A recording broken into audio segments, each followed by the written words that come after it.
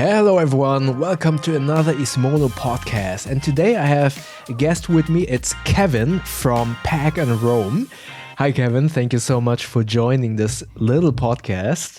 Maybe you can give us a small little introduction to yourself, who you are, what you do, and why your background looks so amazing. Sure. I'm Kevin.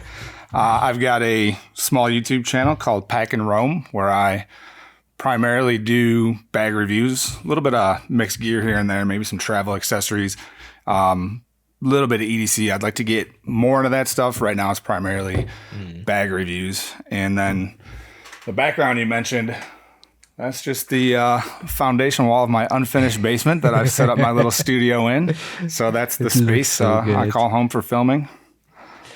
So how long have you been doing this? Because considering A, your equipment, B, the state of your studio looks so good and so professional. I appreciate it. Do you have like a background in media, or is it just something where you said, oh, I'm just going to jump in 100% and start doing this?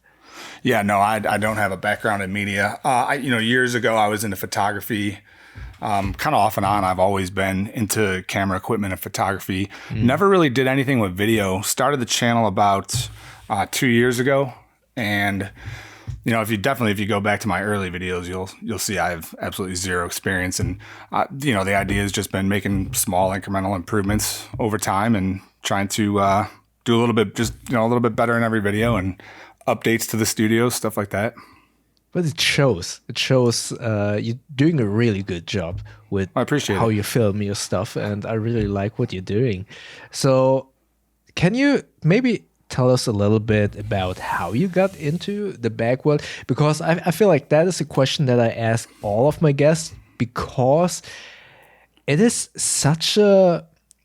Every time I tell people I do bag reviews on YouTube, and they all like have this big question mark on their head, and I go, bags? Why the hell do you review bags? But then they look at it and then they suddenly understand it. So I would love to know how you got into this niche. Well, that's a good question, and probably maybe a long answer, but I've always been into bags, and as far back as I can remember, even as a kid, I was very into carry and bags. And, years ago in the military, they issued you bags, but, I'd bring different bags, and finding out I was never happy with what I had. I was always looking for the next best bag. It wasn't until fairly recently, I'd say within the last couple of years, that I realized or found out that there was groups for people like me, and that there was actually a lot of people into bags, and it wasn't just me. Because for a long time, I figured I just had an unhealthy obsession with bags, but I found there's quite a few people that do. So, and not that it's necessarily unhealthy, but it's maybe a little bit more than your average person in terms of our love for bags and gear. But and then channel wise, a couple of years ago, I was looking I do pretty technical work, and I always feel like I have to have some type of creative outlet. For a long time, I did photography off and on, probably for 20 years. And I don't know, the idea a couple of years ago of just getting into video and doing a YouTube channel really sounded appealing. And I kind of just did it without putting a ton of thought into it or really diving too deep. Because I figured if I didn't, I would overthink it and I'd never get started. So I just filmed a video, posted it, and kept going. And it's been a blast. I love doing it. Yeah, that's the same with me. You just start doing it, and then you grow into it, and it's really cool. Yeah. So did I hear it correctly? You've been in the military in the past? Yeah, I did 6 years in the Air Force in the early 2000s. So can you? I'm not too familiar with military in the US. So do you get your bags when you go out, and is that the right term, in the field or on a mission, or do you can buy your own stuff? Because as far as I know, like Goro gives like military people like some discounts, right? If you are in the military. So does that mean that you have to provide your own gear, or do you get like really basic gear, and then most of you in the military say like, oh no, I need some better gear? Is that what it's like?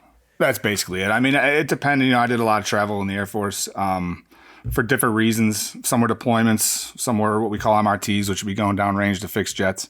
And, you know, for a deployment, it's very regimented. I mean, everything's issued to you, and there's a list of stuff you have to bring. But then you can, you know, you can bring personal stuff too. On, you know, just regular TDYs or MRTs, I didn't have to. There's not necessarily a list, so you know, it's bring your own bag type situation. Now, I mean, theoretically, I could use what they issued me, but most of the time, I did find that a little on the lacking side. So you know, I'd bring my own gear. So is that where your interest and your knowledge about bags kind of origined from? When you kind of were like, oh, this bag is way too basic that he gave me. I need something much more usable. Yeah, I mean, I would say that's probably when I started getting more into finding bags that were more usable, finding the right bag for, you know, the situation, finding the perfect bag for travel, for instance. But yeah, I would say that's probably when it took off. And what would you say was your first like proper investment in a bag? Because I assume, or at least that is from my experience when I tell people that I review bags, most of the people kind of get like these big eyes when you tell them that bag costs like 100 euros and upwards, and they're like, what the hell, why are you buying a bag that's so expensive, right? That I assume that your first bag probably had the same like emotions when you bought your first proper investment. And what was the first proper investment of a bag that you had?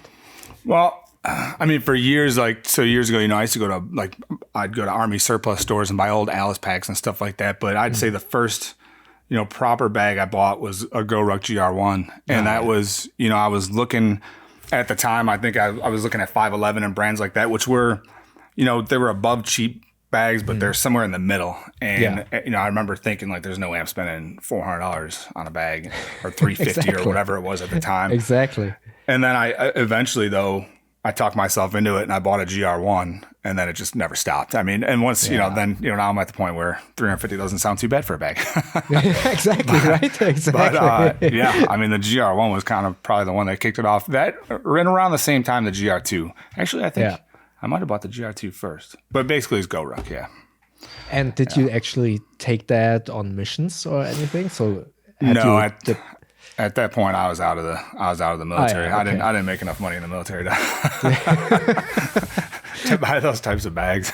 I can imagine. Honestly, I sometimes kind of wonder. I see those small. I'm not sure if they still do it, but like if you're in the military, you get the discount, and I'm just thinking, just like you, I'm not sure if people who actually are in the military would earn that much to warrant that kind of expense or investment. So, probably. I mean, for the most part, probably no, especially on the enlisted side, you know. I haven't kept up. I don't know what pay is now, but I know, you know, initially before it can't be that much. No, I mean, as an airman, I wasn't making. Yeah, I mean, it was nothing. And then, I mean, by the time I made staff sergeant, I was making considerably better money. But yeah, I mean, a good chunk of the enlisted force is not making great money. That's for sure. And now, speaking of investments and the bags, I mean, you already, just the bags on your wall alone are quite a lot, and you have reviewed quite a lot of bags. Can you maybe walk us through? That's a really hard question that you probably need to think about a little bit, but what are your top 5 favorite bags? My top 5 favorite bags? Yeah. Well, yeah, that is a tough question and hard to answer. And you know, it tends to fluctuate. Maybe, or would it be easier? Let's not go with the top 5, but maybe what's the most memorable bag? Can be bad as well. Doesn't have to be a good one. Most memorable bag? I mean, and there's been quite a few memorable bags too. I think, you know, when I got the double compartment bullet ruck, the Kaiden series, Kaiden 3, that was a pretty memorable bag. I did sell that earlier this year. The custom. Oh, you didn't keep it? No, and it's you got to make some tough decisions because I know. I want to fund more bag purchases to do more reviews, and you can't. I can't necessarily keep them all, but I did sell that one. The custom Azo Dejin that I traded for in New York. I love the look of that bag, and it's a cool bag. So, I picked up Track Baron Pro recently. That's just a fantastic bag. I love it. Yeah, I really regret selling some of my Track bag considering they went out of business. I mean, they have been bought out as far as I know, but let's see what happens in the future. But it's kind of a shame that they went out of business, and I do regret selling those bags. So that you have one is really good. Yeah. So that was another one that was memorable. Yeah, that was pretty memorable. In reality, probably the most memorable bag is also the GR1 because that's kind of the bag that kicked it off for me, and that's when I realized, what quality could be and what durability can be, and what spending extra money on a bag gets you. So the GR1 was definitely a very memorable bag for me. With that in mind, I need to pick your brain a little bit. For me also, the GR1, or back then it was called the GR0. Right. That bag started my YouTube channel. And I'm heavily debating this bag. I haven't used that bag in such a long time. So I'm heavily debating, should I keep it? Should I sell it so it gets some proper use with someone else instead of just laying in the box in my attic? So do you ever had to think about if you would keep it or maybe if you would sell it? Is that something that was going through your mind? Because I don't have an answer for that. Yeah, my original GR1 that's never getting sold. I'll keep that forever, and I still use it a lot. Last week when I went down to Nashville for the Carryology meetup, I wanted something. Yeah. It was just carry on. I'm not checking anything, so I wanted something I could travel with. Yeah. We're going to do a ruck in the morning, and then I wanted something that I could, carry to the meet. And, I still carry that bag a lot. So I think I saw you on a picture with JB outside. Right? Yeah, I got to meet JB. Tell me about that meetup. I would have loved to go there, but it's too far away. Yeah, it was a blast. A lot of great people. So that one was hosted by Rob Ivy, put that together from the Carryology group, and he just did a fantastic job of organizing that. That's the third meetup I've been to this year, and actually the first meetup I was at ever was this year too. That was the New York meetup, which was a lot of fun. But the Nashville event was amazing, very well organized. Lots of great people there. I got to meet JB. I got to meet a lot of Adam from City Trekker. Yeah, cool. Taylor Weldon was there. So lots of great people, a lot of fun. Rob did it great too. He had a whole day planned. So we went for a ruck in the morning, spent some time in the afternoon, went to the meetup. We had a great dinner afterwards, and then went out partying in Nashville. It was a blast. Yeah. Yeah. I can imagine in Nashville, you can probably party really hard. Huh? And, I hadn't been down there in years, and I didn't realize what the scene was like down there, but it's kind of, it's crazy. I didn't realize Nashville was like that, to be honest with you, but there's a lot of people there. It's very crowded. Just out of curiosity, what would you say was the average age at the meetup? I would probably say 40s, somewhere in there. Late 30s, early 40s. Yeah. Because I have no idea what the age bracket nowadays is in this bag space. Are we getting all older and none of the younger kids come? We don't have any new people coming to this group? I'm not sure. So that's a good question. So we're getting all older then, I guess. I think we are. So what's your favorite bag style? Are you backpack kind of guy? Do you prefer sling bags? Obviously you use everything, but is there a style that you prefer the most, like backpack, sling bag, duffel, I don't know, tote bag maybe? Yeah, I use slings quite a bit, but I'm definitely a backpack kind of guy. Although, the situation doesn't warrant a backpack, I'm not going to bring a backpack. If I can get it done in a sling, I'll carry that. But I'm still definitely a backpack guy. Do you have to carry a lot of stuff for work on a daily basis? Yeah, I mean, typically, so I travel now for work. I travel a lot for work. So, when I leave home, I'm bringing everything I need for work and travel. And my carry mode is typically travel carry because I'm pretty much traveling every week. So, yeah. Travel by car or travel by plane? No, plane. Just all domestically. So I support all the plants we have in the U.S. And there's 14 of them. So I bounce around between them. And then you always carry just like one bag only, Yeah. carry-on style? It's and this is I'm always experimenting, so I'm always looking for I'm almost, I would say not always, I almost never am I carrying the same setup twice because I'm always experimenting with different combinations. I'm always testing out new gear. I would say typically if I had a choice, I'll usually do a combo of either large backpack and small, something like the Baron Pro, along those lines, or the Alpaca Elements Tech Brief works out great for that. Or I'll do, a smaller backpack like a GR1 and then a duffel. I do prefer, occasionally I'll use a roller bag. I almost always try to check, but sometimes carry on. Sometimes I do have to check a bag, but that's pretty rare. But I'm always experimenting, which that's one of the things I love about doing the channel is I'm always experimenting with new gear, but it's also something that it does make things a little bit more difficult for me because I can't settle into a routine necessarily. Yeah. But I think so. I got to fly to Savannah later today, and I still haven't decided what I'm carrying. So, am I understanding correctly that domestic flights are fairly easy in terms of bags that you can take on board, right? As a carry-on, because you just said you have a backpack and a duffel. That sounds like a lot. And the backpack goes under my seat. Duffel goes in the overhead. Oh, okay. So I mean, it usually pans out. But I've never had a problem. Basically, I know what I can fit under the seat, and I know obviously what can't. And then as long as you've got something that goes in the overhead and something fits under the seat in front of you, you're good. So GR21 or GR1, I'll travel a lot. 26 liter, I can get that under the seat, no problem.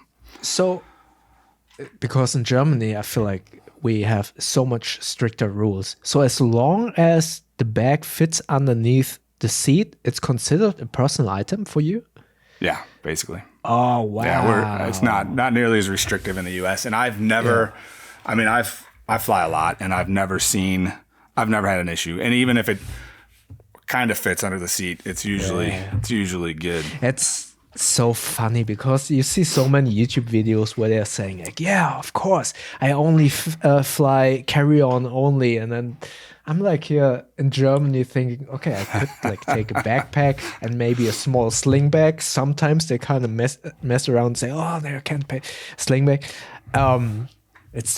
I feel like it's just my perception. I feel like it is much more difficult in Germany to fly with carry-on only or internationally than domestically in the US. It seems much easier.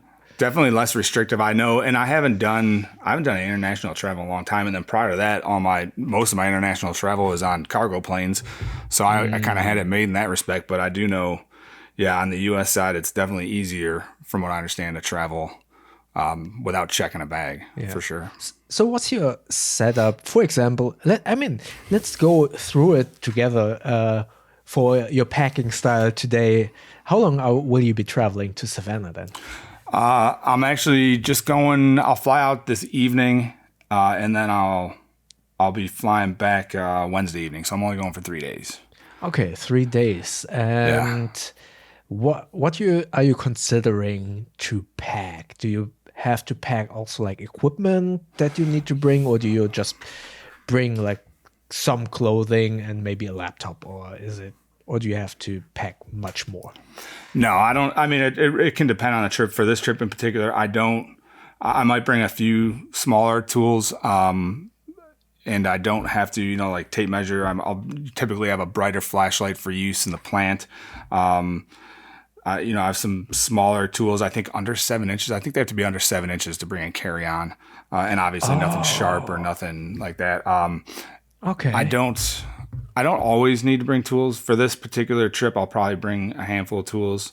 I got to bring some PPE, so personal protective equipment, gloves, stuff like that. I always put that in here. This is Brad Barnum from, I believe that's the name, Brad from Puffin Packs made this. And I get everything I need in here for tech. And so that's all my PPE in there. Gloves, a vest, I got a notebook. My mouse is missing. Probably some eye protective glasses and stuff like that. Hearing protection. Yeah, I'm able to stuff all that in here, which works out perfect. I love this. That's cool.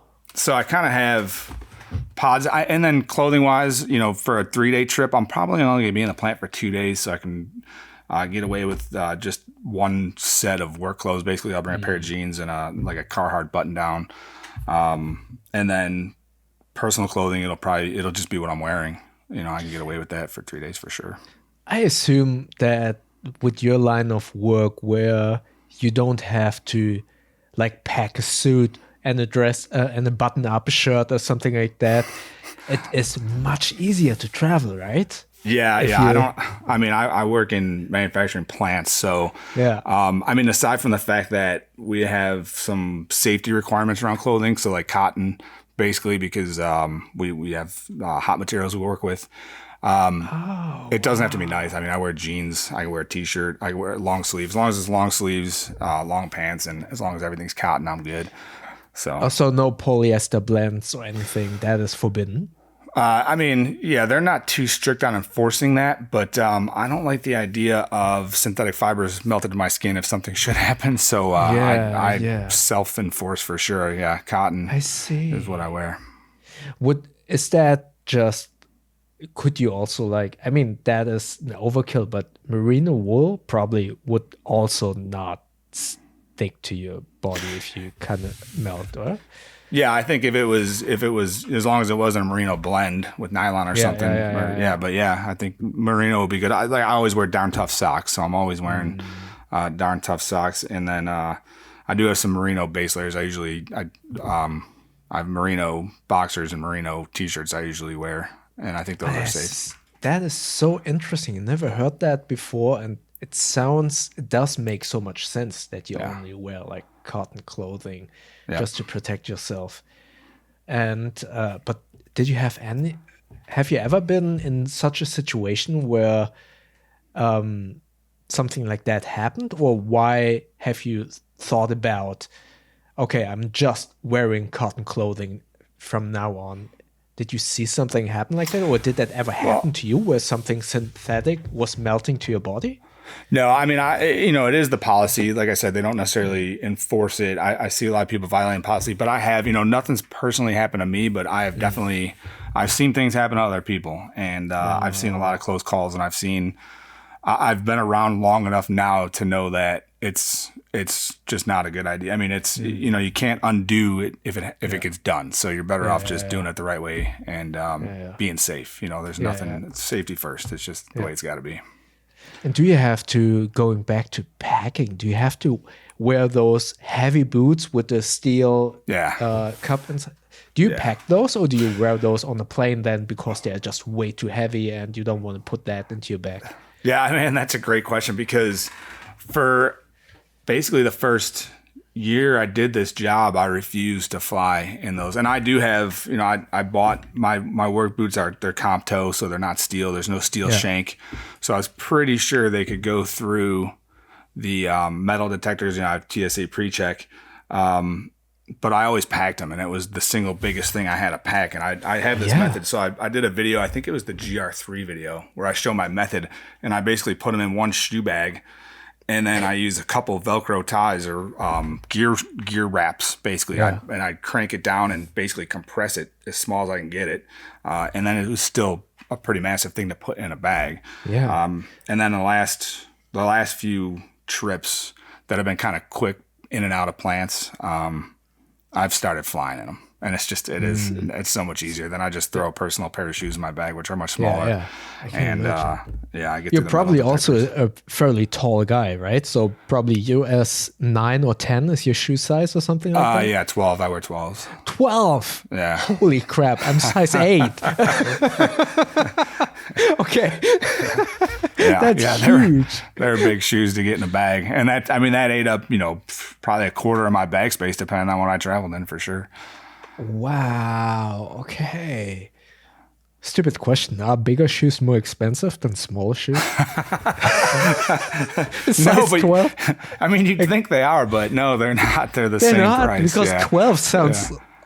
Wow, that sounds like so much more material. Yeah, it probably is. So they probably got to balance that in their margins across sizes. I think, when you start getting up past like 15 or, into custom shoe sizes, then it gets expensive. But 12 is not, I don't think it's, I think it's still fairly, I don't know. Like, I think, a basketball player's size or something. So they're big shoes. Yeah, so I guess that makes much more sense to wear it. Well, so what else would you think you would need to pack today besides that? Do you carry a laptop or anything? Yeah, so I take my work laptop. So that mouse, I'm able to get all that the peripherals into that same pouch. Oh, really? Mm-hmm. Yeah, okay. And then I usually have a personal device. So I usually either travel with my iPad Pro. I have a 13-inch iPad Pro, or I'll take my 14-inch MacBook. So I'm almost always carrying two devices. But wow, aren't you hitting that weight limit already with two laptops? They don't weigh your carry-on stuff, so they don't. Oh, no, okay. No, I'm good. Okay. I've never pushed it. They've never put it on a scale. I mean, I could probably have a bag of bricks, and as long as it gets through the scanners, I rarely fly domestically, but that sounds like I always fly internationally. But I mean, this last year was the first time since 2019. But every time I flew internationally, they always wanted to weigh my carry-on bag. So. Yeah, and I know international. I know that's a thing, and it's not a thing in the U.S. At least I've never had my bag weighed. So, but I mean, have you ever, just out of curiosity, weighed your bag with two laptops and then your tools, maybe your boots? Are we hitting like 40 pounds or something? Or more, and I've weighed it like for reviews just to kind of show what I'm carrying, and I would say, backpack, when I do a backpack and I've got all that stuff in there, it's usually somewhere between 25 and 30 pounds. Holy shit. Wow. So it's kind of, then I get to travel and I get to ruck all at the same time. I'm walking around. I get some good exercise out of that. I can imagine. And do you pack your, I guess if you have like tools in your bag as well, I assume you pack modular, right? Or do you use packing cubes just to separate your clothing from your, let's say, in air quotes, greasy tools? Or how do you pack? Yeah, very modular. I have, I don't think I have it near me now. So the tools, my smaller tool pouch, my carry-on version, I put in I think it's a medium. It's either a medium or large GoRuck field pocket. Everything goes in there. Oh, okay. I usually use some kind of packing cube. So for like this trip, since I don't have to bring much, I might use maybe TPC-8 from Evergoods would probably be a good size for this. I've been experimenting recently with some of the compression style. So I had a couple brands have sent me recently the compression style where you suck the air out. And I was skeptical, and I'm actually love them now. So the last couple trips I used a new one that someone sent me. I think they just put it out on Kickstarter recently, but I'm able to lay it flat and suck all the air out, and then I can fit that in the top compartment of the GR2. Yeah. And that's like all my clothes for the week fit in there. I made just a video about that yesterday because I just love these vacuum pouches. Yeah, so I was very curious to try them. I was very skeptical. I've seen them for years and just thought it was kind of gimmicky. But now that I've been trying it, like I think I'll probably use them significantly more frequently, if not regularly, because I think they do. That one definitely saves me some space. I like it. I mean, it also makes sense that we are now, in terms of technology, at a point that you can get those little vacuum air sucky thingies to a point where they're just the size of, I don't know, zipper lighter or something.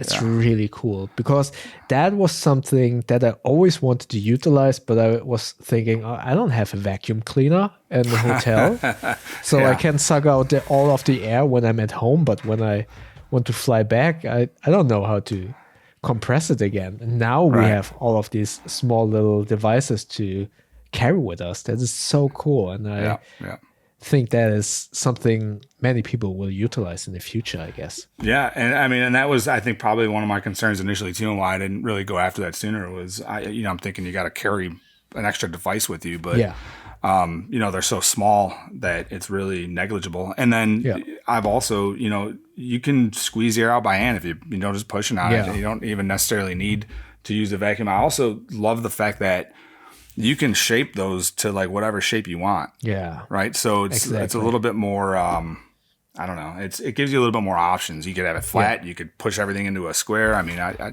think they're pretty cool. And that vacuum, like you said, it's tiny now. Tiny.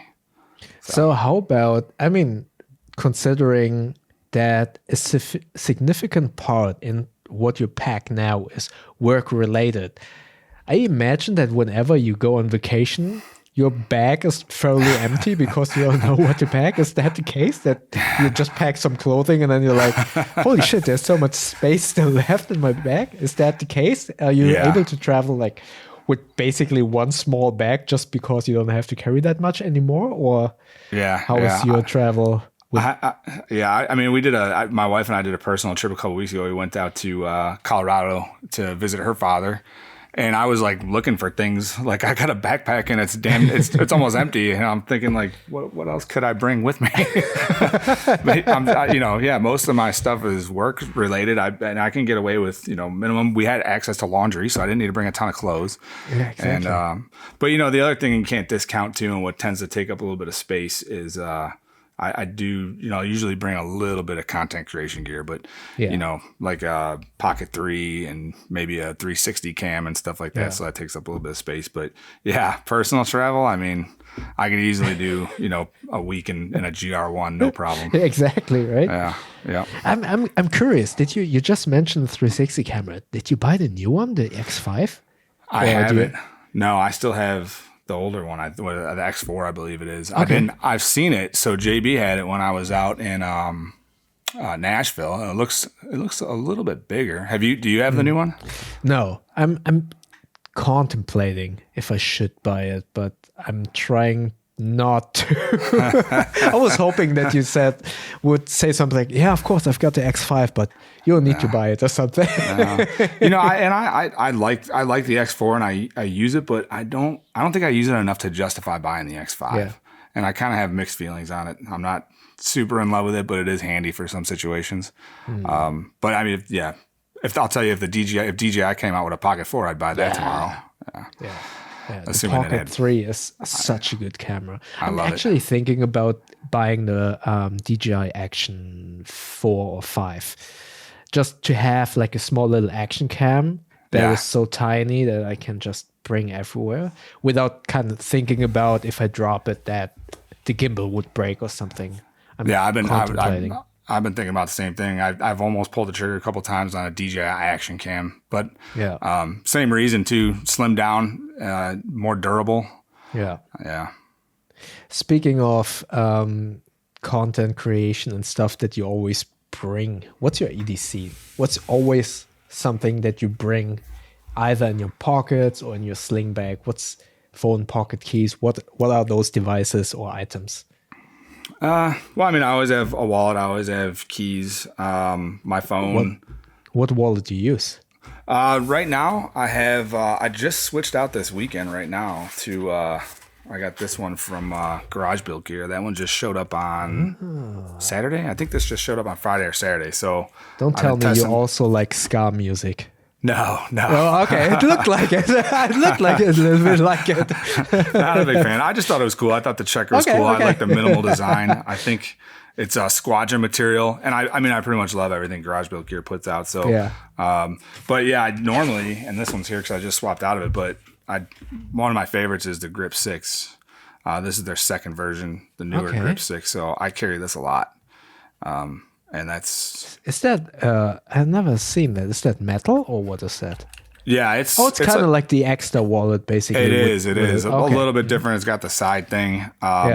And I don't know. I got used to carrying this one. I like it. Like those kind of wallets. Yeah, they came out with a second version. I like this. That's typically what I carry. But then I bounce around a lot too because I got a lot of different wallets, and I'm always looking for the perfect wallet. Kind of like I'm looking for the perfect bag. It feels like that in our space we still like to carry wallets, but I do see many other people just, no, I have my iPhone. I don't need a wallet. Yeah. Well, I have badges that I need to get into different plants, and then I have a corporate travel card, which they won't let me put on my iPhone, so I still have to carry some cards. But yeah, if it weren't for that, my phone is good enough. But speaking of cards to get into plans, don't they want you to have a wallet that is RFID theft protected then? No. I mean, no, it's not something the company. No, I've never been told I need something RFID. Yeah. Okay. Yeah. So, and I assume you are an iPhone user. Yeah. So you have an iPhone, and do you organize your keys in any way? No, they're upstairs right now. I like to. I only have a car key and a house key. That's all I have on. Okay. And then then you don't need an organizer. No, but I do use the Alpaca hub system. So like upstairs in my kitchen, I've got one of their hub strips, and then I've got the hub thing on there hanging on there. That. Oh, I have that one, but I don't know. I just haven't gotten around testing it. Do you also use that belt clip that you can attach that? I think I've got a bunch of accessories. So there's like a carabiner. I've got that one. Sometimes I'll put that in my bag. I was using them for rental cars too, where I'd hang it inside my bag, but then I left too many of them on rental car keychains, so I don't do that anymore. But then their badge holder comes in. That comes in handy too, because it's enough like, I have a couple different badges I use to get in different plants, and they just all live in there. And then I hang it from the inside of my bag, but it's also easily removable when I need to get in. Makes sense. Yeah, I do like their hub system. Yeah. So anything else in your everyday carry that you always have with you? Well, when I'm home and locally, I always have a pocket knife. I am the type of person that always, if I don't have a pocket knife, I feel naked, which has been difficult because when I travel carry-on, I can't do that. Yeah. And so when I do travel, obviously I don't carry my pocket knife. But no, which knife are you using? Let's see. Right now I've got there's a Para 3. Nice. I think, Para 3 from Spyderco. This one gets carried pretty often. This or a Benchmade. I'm into knives, but not super into knives. I've got some Benchmades and Spydercos. That's usually what I'm carrying. Maybe what you should consider getting is this one from CVV. It has a utility blade. So in theory, you could just remove the utility blade when you go onto the plane, and then when you arrive at your destination, buy a utility blade and put it in here. That's a good idea. And I don't even have to. Usually the plants have those in our vending machines for. That is a good idea.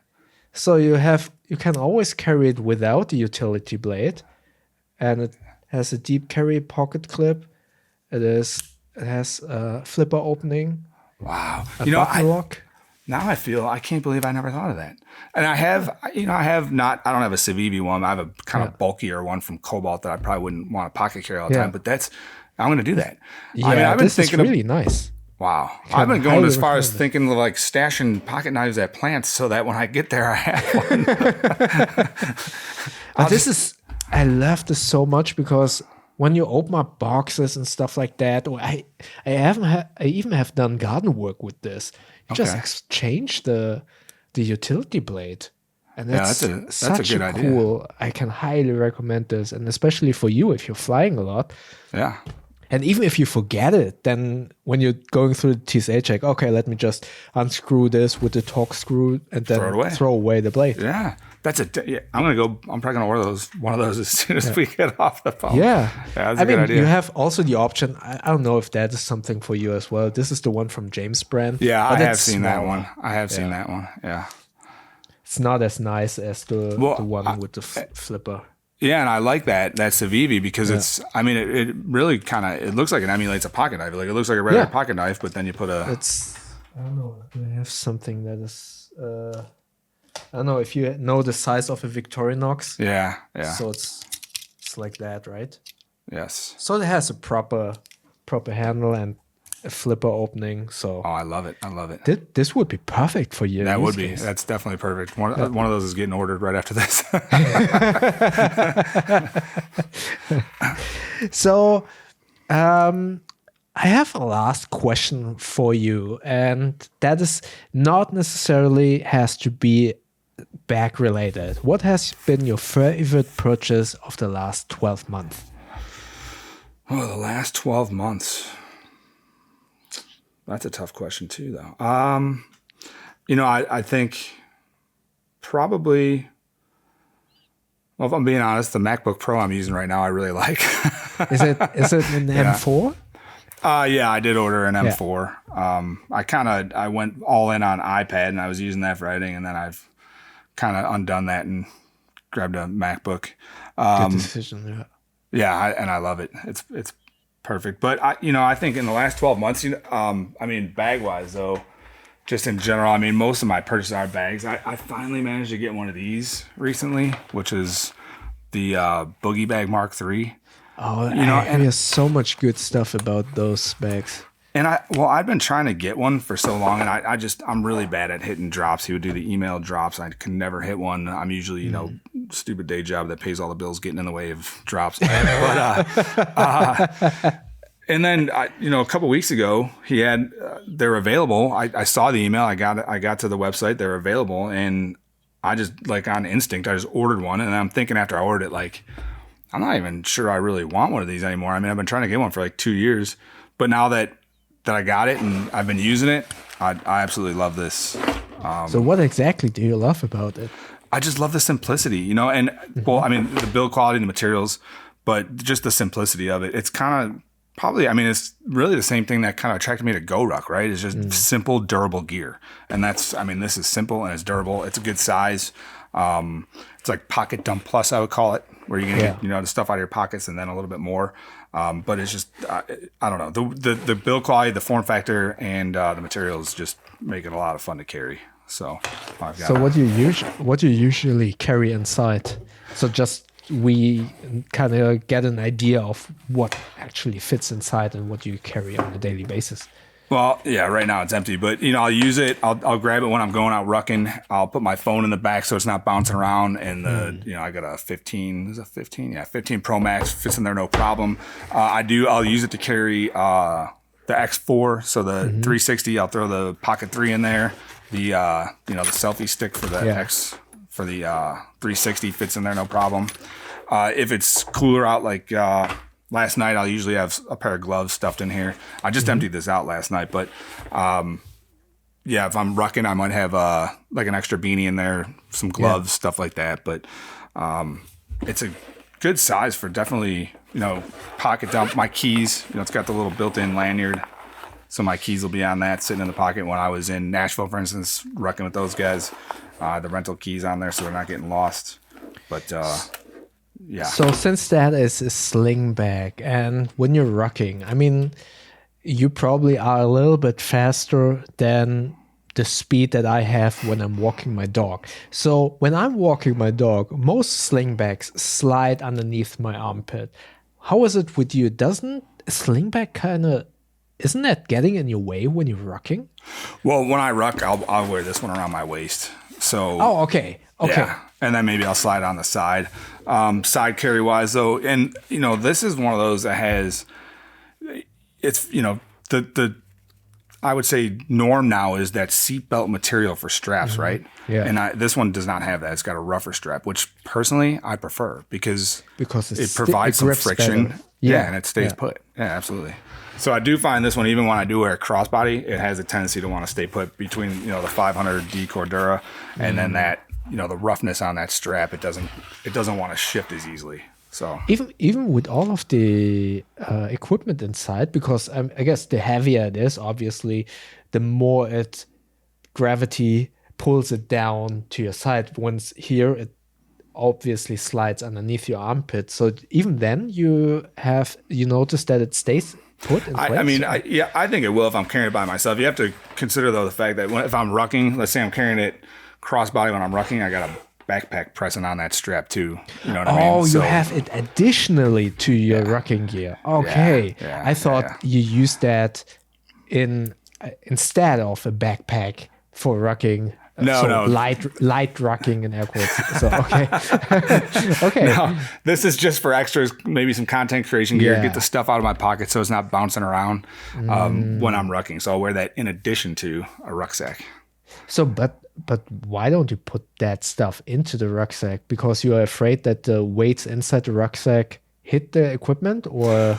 Well, I mean, that's part of it. I mean, I usually have a 45-pound plate in the rucksack. If I dump that, anything underneath it's going to get smashed. But of course. That partly, but also because, that stuff I may want quicker access to. Like my phone or, camera or something along those lines, I can get at it quickly. Gloves, if you got a good pace set or you're with other people, you don't want to be dropping your bag to get that stuff inside there. If there's stuff you think you're going to potentially want access to while you're rucking, it's easier to have it in a sling for sure. You're not holding people up and taking time, running your pace. What's the speed that you ruck at? Is it kind of like jogging speed actually, or is it slower or is it faster? I mean, I think it varies greatly. So around me, it's very flat. So on flat terrain, I'm unstoppable. I'm usually aiming for sub 14 minutes, like somewhere between 12 and 14 minutes for a mile. Which might be part ruck shuffle, part walk. It's very flat ground. Now, when I went rucking with the folks last weekend in Nashville to a kind of hilly area, that was a little bit different. I was basically just trying to survive the hills. So I think that pace was probably more like 17 to 20 minutes a mile, something like that. Okay. But I don't have a lot of elevation where I am. So when I do hit elevation areas, I've got to. It slows me down a bit. And how much weight is then in the rucksack? Around here, again, so on flat ground around me, I try to make up for that lack of, elevation change with more weight. So I usually do 45 pounds, sometimes 60. Oh, wow. And then I add distance. So, I try to go a little bit farther. 60 pounds? Did I hear that correctly? 60? Yeah, I'll do 60. Wow. But I'm not doing that as frequently. I'm getting older now, and my knees are starting to. Yeah. I just discovered last year that I have knees, and what are those? Yeah. So I'm trying not to overdo it. I would do that occasionally. So let's say, if I want to do 3 miles a day is my target or something, but I know I only have time to do a mile, then I'll put some extra weight in there just to try to get the heart rate up. Yeah. But otherwise, 45 pounds when I'm doing longer ones. So I think in Nashville, I knew there's some hills and it was going to be a little bit different. So I only had like 25 pounds in there, something along those lines. Yeah. But still, that's some significant weight to jog. And okay, that's pretty cool. All right. Thank you so much for your time and talking to me. I mean, your day, for all of you listeners, he just woke up. I'm just about to hit the end of my day. So thank you so much for taking the time and waking up early to talk to me. Well, thank you so much for having me. It was my pleasure. I loved it. And where can people find you? YouTube, Pack and Roam. It's at Pack_Roam is my channel on YouTube. And then Instagram is really the only other platform I use. It's also at Pack_Roam on Instagram. That's awesome. Everyone, don't forget to follow and subscribe to Kevin's Pack and Roam channel on YouTube and Instagram. And thanks so much for listening, and we'll hear you in the next episode.